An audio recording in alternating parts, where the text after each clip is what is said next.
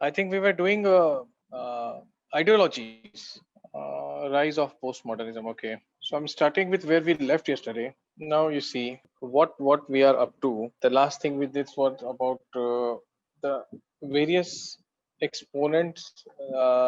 Thomas Kuhn was saying something. He was talking about paradigms, right? He was talking about the paradigms, and he says that every age has a certain paradigm, you know what it is. So as long as a particular paradigm is working, as long as things are going fine, we say that yes, this paradigm is doing good. But there might be an occasion, okay, there might be an occasion when they are unable, the existing paradigm is unable to answer the questions, the doubts, the various issues, the confusions, the dilemmas that the society have, and then another paradigm comes. So nothing is final. Theories, and we saw Albert Einstein also, what they are saying, what he was saying, how he say challenge the Newtonian perspective. So subjectivity will always be there. Okay, here we see a concept called meta narrative. Okay, it's some kind of grand theory. It claims to explain all aspect of human life. Example, Marxism.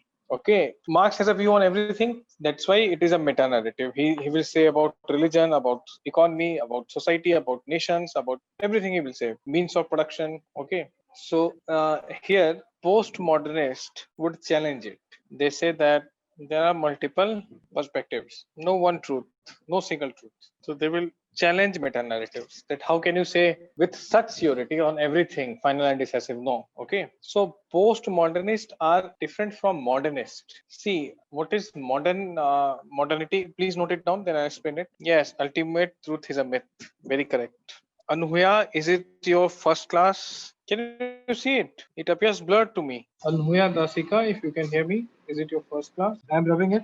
Okay, fine. Yes, disbelief in any grand theory is what postmodernists would say. Now, postmodernists are different from modernists. They are different from each other. How? Let us see. They believe in universalism. They don't.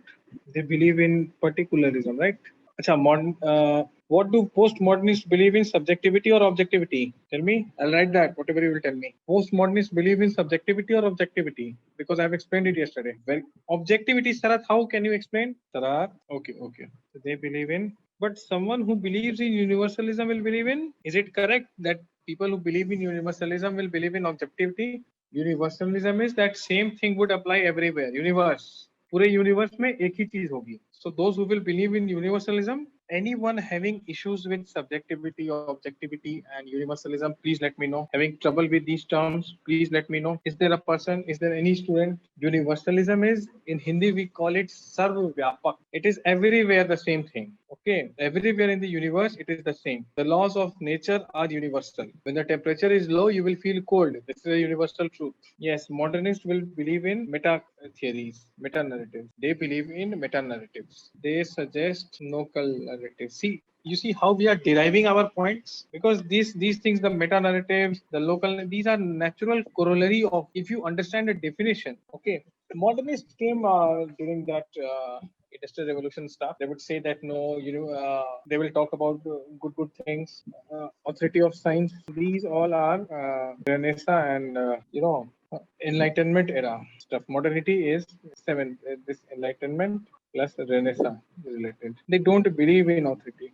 Postmodernist, because nothing is final. Okay, local narrative is that I can tell you something that is applicable in India everywhere, but can some states will have a different variation for it. Like women are accorded reservations in Panchayat.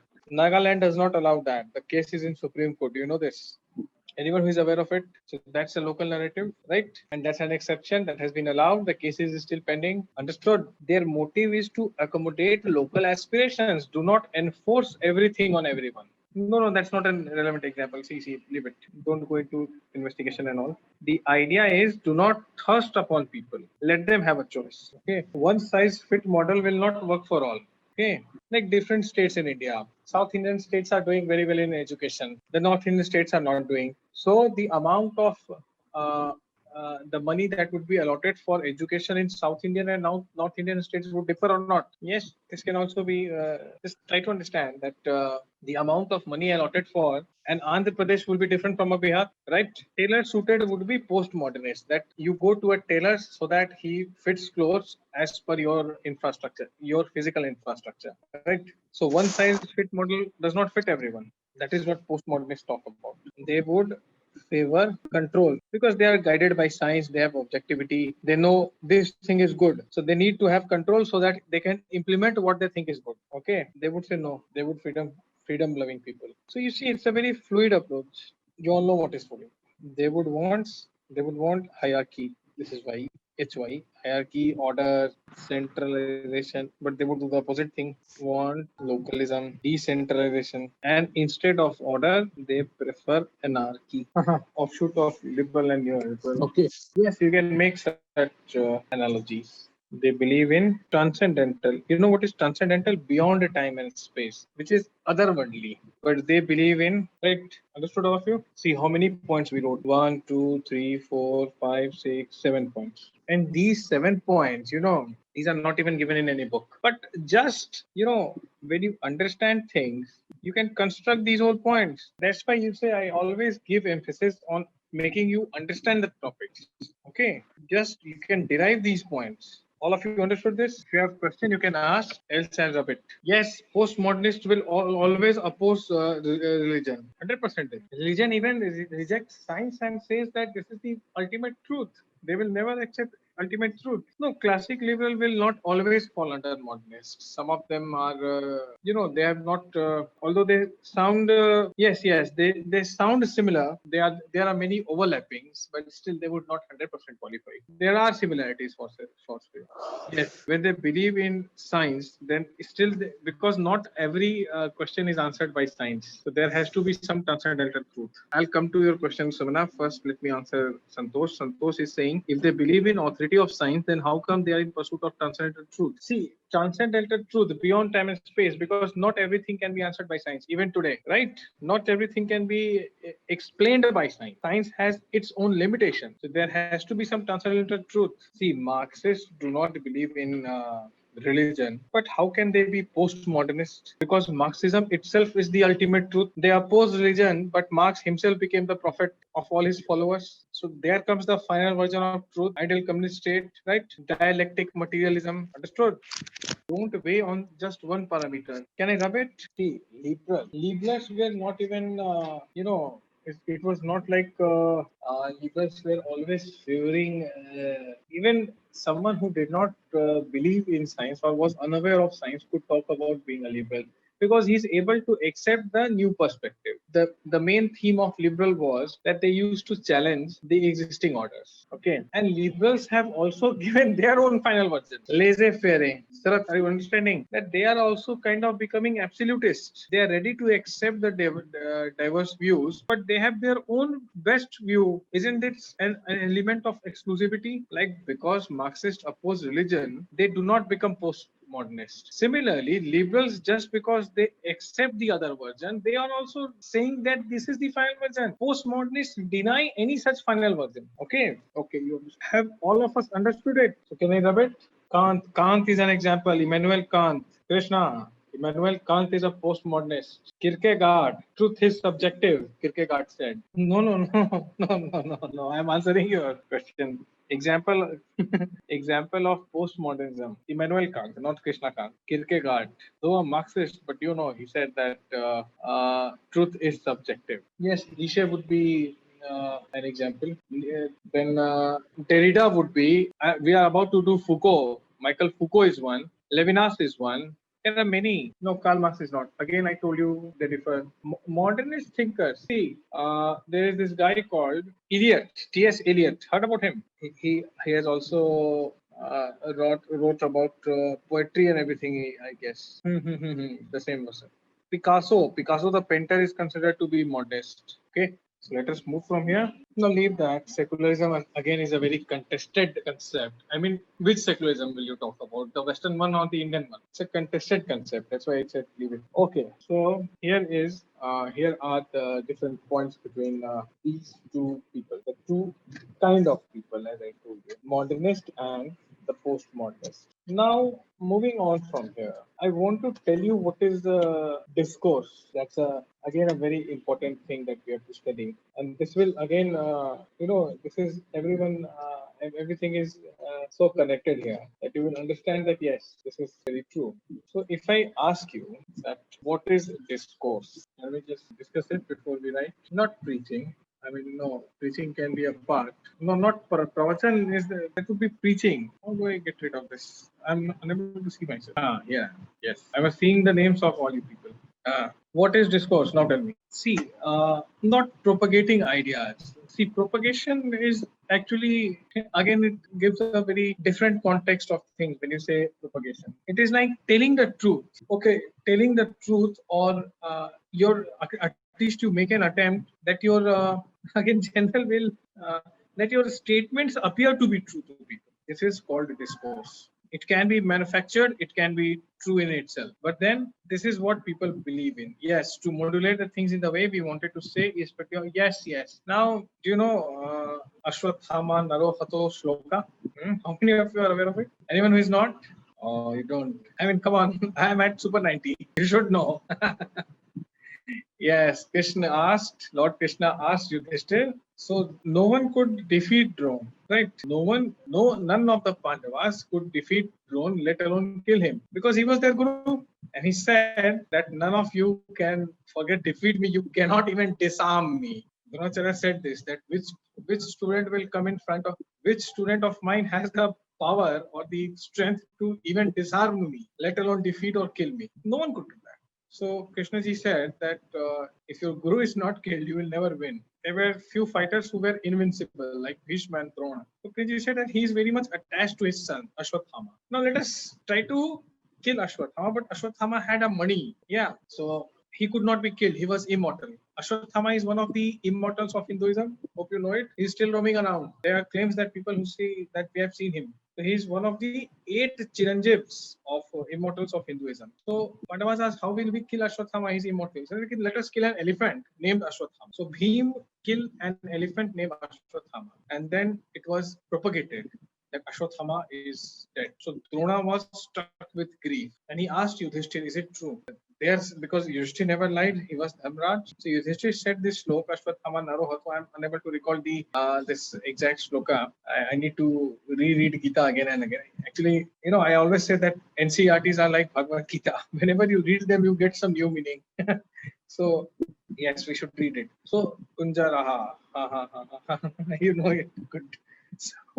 So, and when he said that he is not the human but the elephant, Ashwathama has been killed, but not your son. The elephant, Krishji blew the crunch, the Pach Janya, right? So Drona could not hear what Yudhishthir said. He only heard yes, Ashwathama is killed, and when he was uttering the second verse of the sloka, Krishji blew his conch, down his weapons, that now my son is dead, what will I do?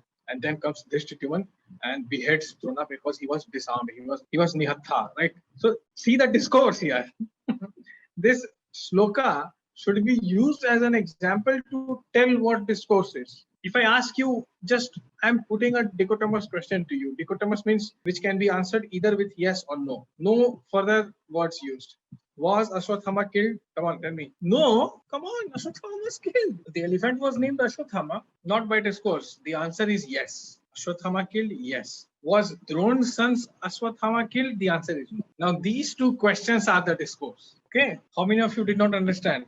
All of you understood it? Discourse is not asking the right question, but conveying the right message that you want.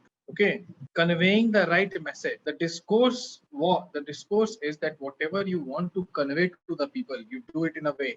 So Krishji wanted to convey that your son is dead. He conveyed it despite Yudhishthir saying the entire shloka, but he blew the conch. So Drona was misinformed. I mean, first victim of yellow journalism, we can say Dronacharya. He believed in rumors, yellow journalism, clickbait journalism, right? Right or no? So yellow journalism is a discourse. Clickbait journalism. First victim of clickbait, I can say this, right? So discourse means conveying what you want to, irrespective of what is happening. Okay. Yes, fake WhatsApp messages, it can be a fake speech, it can be anything. There's this data jugglery that goes on. The government, they have released.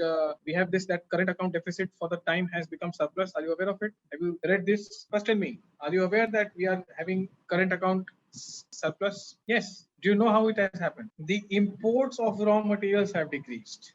One more thing, before Corona, China was a net importer from countries like Philippines, Myanmar, even Vietnam. So does that mean that the balance of trade is unfavorable for China? No.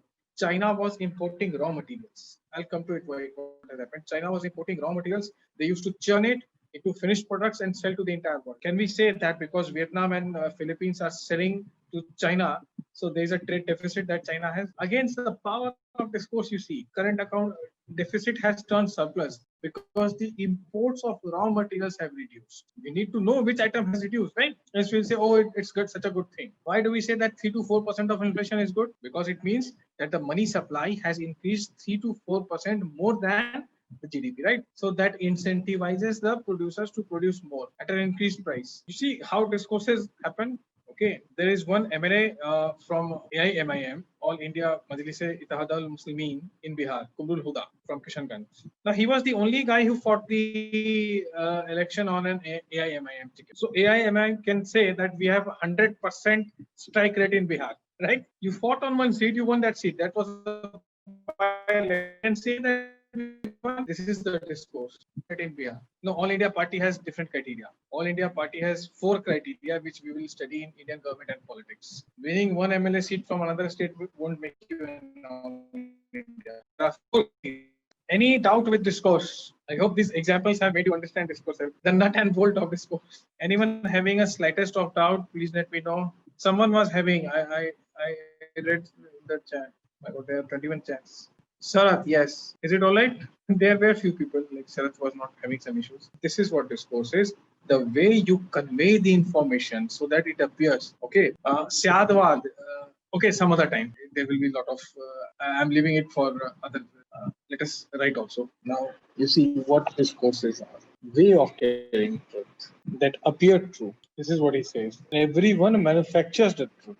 It is invented. Truth is always invented and not. You all know the difference between invention and discovery. Discovery is like already there.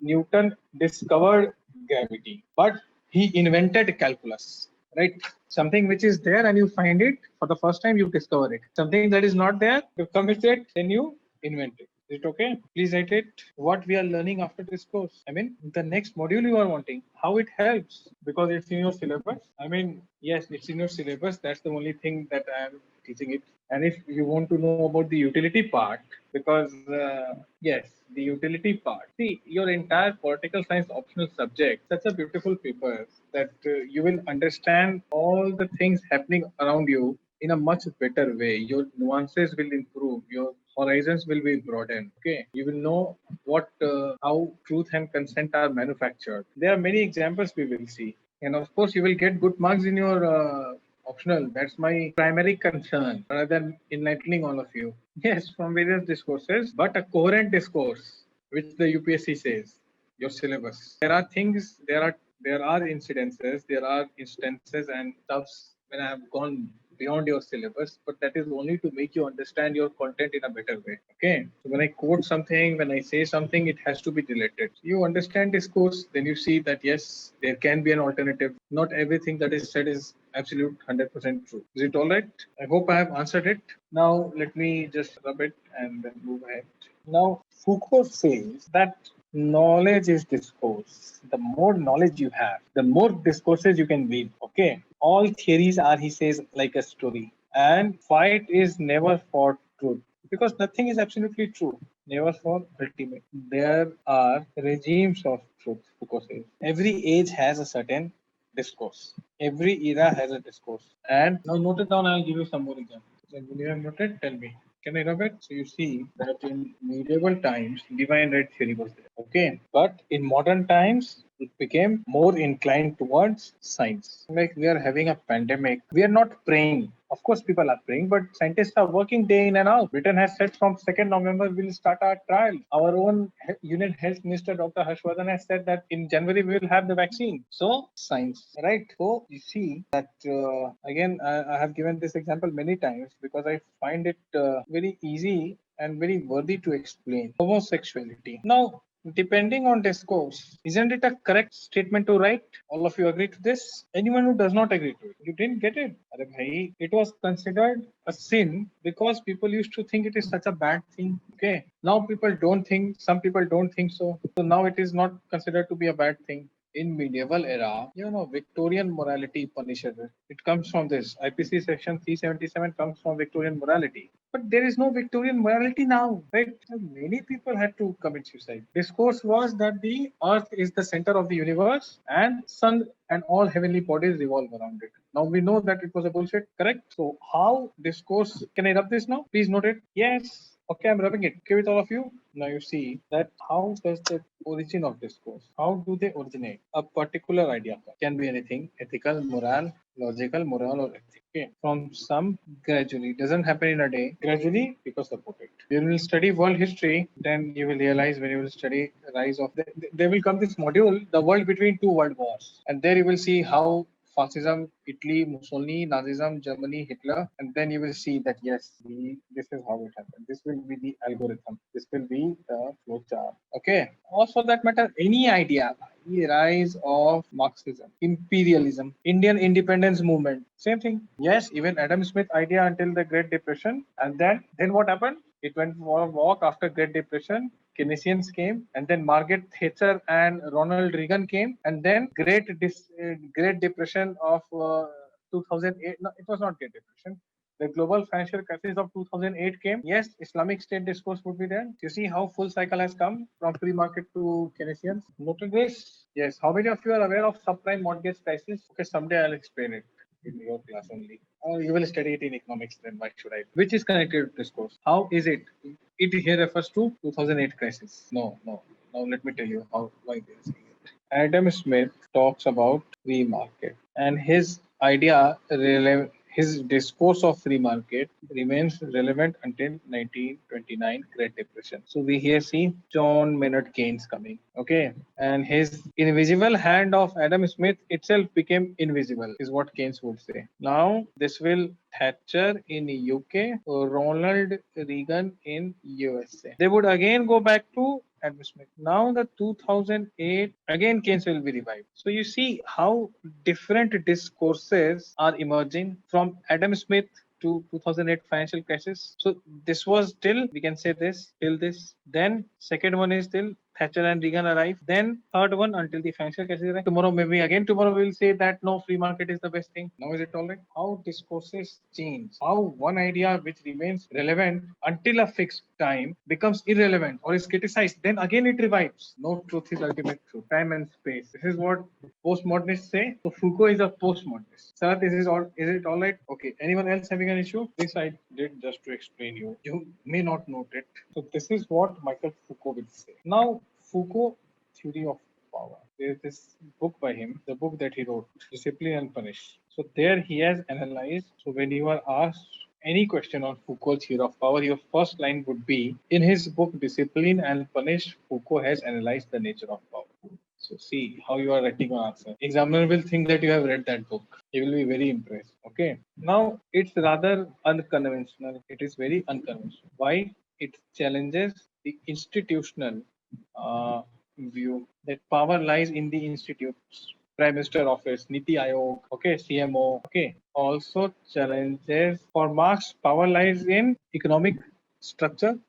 याद है तुम लोगों को सब structure and super structure या नहीं? So he's challenging the institutional view, maybe PMO, Council of Ministers, CMO, Chief Minister, Niti Aayog, all these are institutions, right? Marx says economic structure. Whosoever comes from, no, there is, these all are one-dimensional. Yeah, economic or certain institutes have all the power. These he says, these are all, there is no one-dimensional view of power. Okay, power comes from everywhere. It circulates in society like network. You all know what are capillaries? Capillary veins in the body's the nervous system. Please note it down. Rigveda, let noble thoughts come to us from every direction. Is that what you are trying to say? Okay. Yes, I'll explain it again. First, note it down. And if you have noted, then let me know. I'll explain it. All of you have. Sarath, you wanted to know it again? How many of you did not understand? Apart from Sarath, anyone else who is having a doubt? Any doubt? Okay. So what he's saying is just see. Karl Marx would say that power comes to those who are able to control the economic structure. Right? That is what is his entire crux of Marxism is that those who kind of control the economic structure, the mode of production on the power. Here, all right. I'm again explaining it. Here it is all right with all of you. Marxists believe that whosoever controls the economic structure, the mode of production controls. Now, modern times, now we believe institutions have power. It is the institutional, derivative of power. Power is vested in certain institutions. Like in India, Parliament, Prime Minister Office, the Union Cabinet, worldwide, UNO, White House. These are the institutions. WTO, all these are institutions, right? In India, you have so many institutions. The Niti Aayog, of course, the highest would be the Prime Minister Office or maybe the Parliament. Supreme Court, again, an institution. It has certain powers. This is the institutional one. Now, this is what Foucault will criticize. That either Marxist will say the one who will control the economic structure, just one thing, will have all the power. Institutionalists would say that those who have access and control of institutions will wield all the power. They would say no, there are more dimensions attached to power than what Marxists believe as an economic or what the institutionalists believe, that's access to certain institutions. Power is not one dimensional that you will have access to institutions. You are wielding power into certain institutions and you think you have all the power. No, or like Marxists say that you have all the economic control and you have the power. No, this is what Foucault is saying. Power is not unidimensional. There is just not one dimension. Institutions are just one dimension. Is it okay? The other one who was having a problem, still, if anyone has a problem, please let me know and again explain it. No problem. No. Please ask if you have. Can I move then? That we'll see. Of course, we'll see that whether it is relevant or not. First, understand, then analyze. Now, what would Foucault say that it is? He's saying a very unconventional thing. He says that it's like capillary; it comes from everywhere. So, he actually makes a shift from macro to the social relations. So Foucault is giving a sociological analysis of power, not the political analysis that you have certain factors in your control. You have the power. He says no, the social relations matter. Micro level, I'm often reminded of. Again, I would like to tell you something more again. There are so many examples that I have in order to make you understand better that you never ever forget. See, we are currently having some troubles. You all know. I mean, I'm talking as as an Indian, as a country, that there are certain troubles. Of course, the COVID being the foremost one. I mean, all this China and now we have the capability to sort it. It's not like we cannot sort the COVID issue. But when I study about the economy of India, then I become a little tense. The reports are not. Let me be very honest. And one thing on which I criticize government the most is on the economy. Okay, I have no issues with the way they handle the internal security or the external security, or there can be different views. But my most contested issue is on the way they are handling the economy. Not even before the corona. I'm reminded of former currently everything is it's not a free fall. The exaggeration to say it's a free fall, but yeah, job losses have occurred. Forget government, private sector, even government sector, people don't know that how secure they are. In Delhi, I can assure you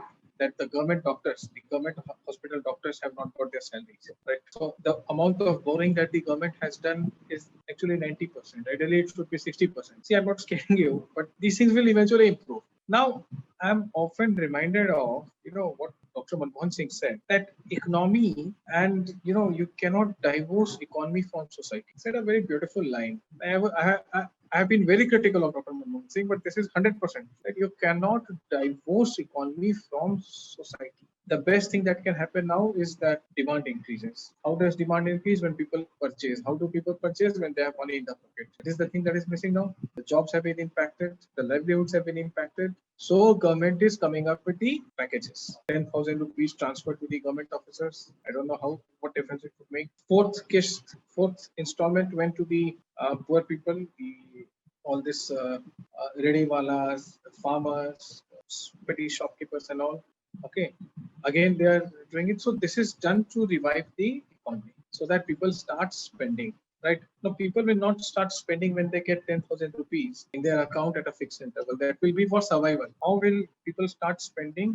One formal sector, it actually employs 10 informal sector. Like I used to teach in several institutes in Delhi NCR. So whenever I went there and I finished my class, I see a sea of students, all of them at the tea shop. Okay, someone is having tea, someone is having coffee, someone is eating biscuits, someone is smoking. Okay, someone is having juice, someone is having lunch or snacks for the evening, someone is purchasing stationery. Okay, so how this was possible? Because there was a coaching. Formal economy driving on the informal economy, correct? So when the formal economy revives, it comes back to the norm. Automatically, the informal economy will revive because they are so interconnected, like milk and water. They cannot be separated completely. It's a misnomer to think that informal and formals are watertight compartments. I gave you just one example. You can see many other examples in and around you.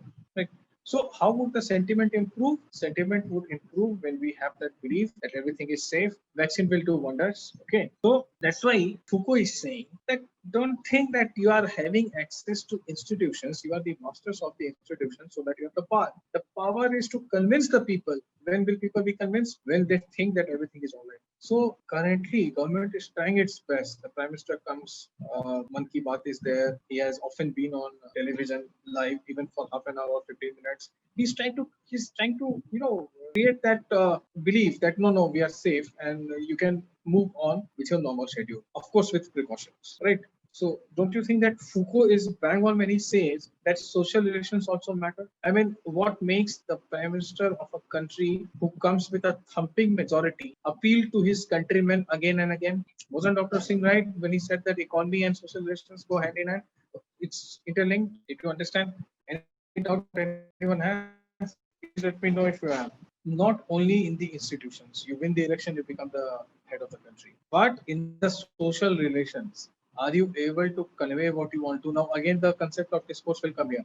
Okay, when countrymen are feeling scared that I might have a livelihood issue, people will not want to spend their money. When they don't spend their money, the demand will never pick up. When the demand does not pick up, the economy will not revive. So, for the economy to revive, the demand has to pick up, and the people have to spend the money that they have. Okay, when will you spend your money? When you know that you don't have to worry what will happen to me next month. Today I have the money, I can spend it because I know the next month I can have it, right? So this is one example how economy and social relations and how political power and social relations are interlinked. Okay, why did people kill Louis XVI? Because they were under the impression.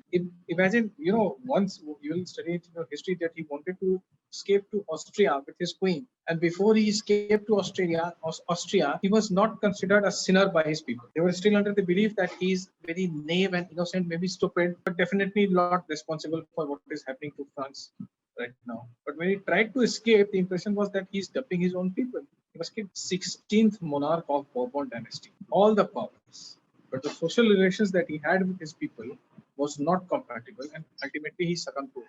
Is it okay now? All of you? Yes, Sarath, yes. Are these examples making it more complex? Tell me honestly. I get this feeling that these examples are making it more complex. Leave it. Now you see, because I went very cross-sectional, I went to the economy, into history, everything. Now what happens? You will understand everything, not to worry. Foucault says that knowledge is power. Knowledge and power are going together. Okay. A doctor operates the patient. Now this example will be crystal clear. A doctor operates a patient. He opens his stomach with knife and other instruments, and then he does what is needed. The patient allows him to do that because patient accepts the power that the doctor has. And isn't that power of doctor to operate his patient based on, I mean, who would allow anyone else to open his stomach other than a doctor, because the doctor has the knowledge, right? Now is it all right? Doctor is an individual, okay, right? So there is this discourse that doctor is having the knowledge, he will cure me, correct? And power happens only with knowledge. Now he would go on and say that discourses decide the you can say the norms. I mean, why do you go to an allopathic doctor and not to a homeopathic doctor? Because of some people believe in homeopathy, some don't. Some people believe in Ayurvedic, some don't. But when there is an emergency situation, whether you believe or not, you go to a allopathic doctor. Because yes, people say because the discourse is the same. That is what is operating. Ayurveda will take time. Allopathic is for immediate relief. Someone If a person has a cardiac arrest, he would not say that take me to Baba Ramdev. He would say take me to the heart surgeon or not to a Ayurveda doctor, right? So see the importance of discourse, and of course it comes from the knowledge. Now write it down. I want to finish something more. Can I rub it? Now you see what else he would say. The state, there were barbaric methods of punishing the guilty. Now, for the first time in French Revolution, the guillotine. Have you heard the guillotine? Guillotine was a beheading machine on which your head was, on which a person was beheaded. That was supposed to be pain-free because before you can feel pain, your head was chopped off. Okay, so pain was not there. So gradually, torturous system of punishment, painful methods of punishment changed to humane methods. Now we are having human methods. Why? Again, the discourse. Bright chance when state adopts torturous methods, people will sympathize with the criminal. Okay. Earlier, people were punished in open torturously. Now, even if he's hanged, it's not telecasted live. Howsoever I wished as a college student to witness the Kasab's hanging live, I could not because there is no method of hanging in public like we have in Iran or Saudi. Right? So this system generated respect for state, generated respect for the state. It created but then you see, this is what we are not talking about the pros, we are talking about the cons that people will sympathize with criminals and have negative view of state that they are such cruel people, they killed a person mercilessly. Okay, so that's why the humane treat. Again, you see how state plays with.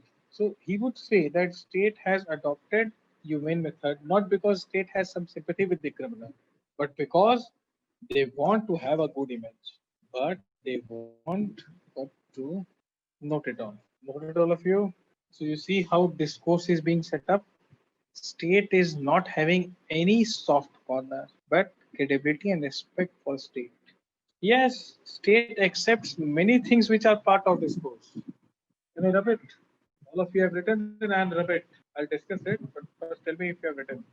Now you see that that again we'll go into the theory of punishment, the trend view and the reformist view that you are talking about. State, of course, punishes the culprit, but in a way that is considered modern and civilized, because already many people have been killed in the public before the modern legal jurisprudence evolved.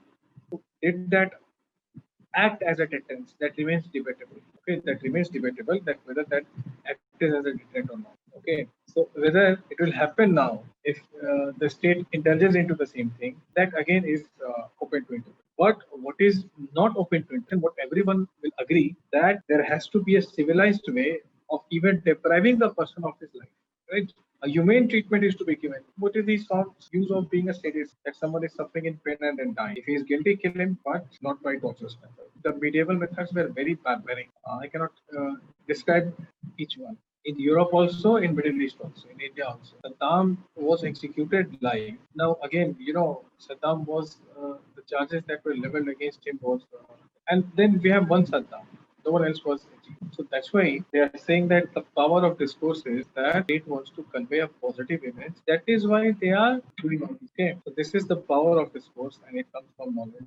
And there are multiple variations in discourse. There is no ultimate truth. There are micro truths. Okay, the credibility. It has everything to do with how people interpret what you are trying to say. You occupying certain positions of power, the discourse matters. You can do that even without occupying. Gandhi could mobilize people without having power even once in his life. That is the power of his discourse. That on his one call, people used to give up everything and come with him. Dandi March, okay, chalo, bapu ke saath Dandi March karte hain. Right? That's the power of discourse. He was not occupying any position. So the institutional view that by holding some institutions, you will have power is not true. Neither he was very rich. So the Karl Marx would say that access to economic power, the mode of production. He had no mode of correct. Yes. I hope you have understood everything till here. All of you have. Fair enough. We'll complete it tomorrow.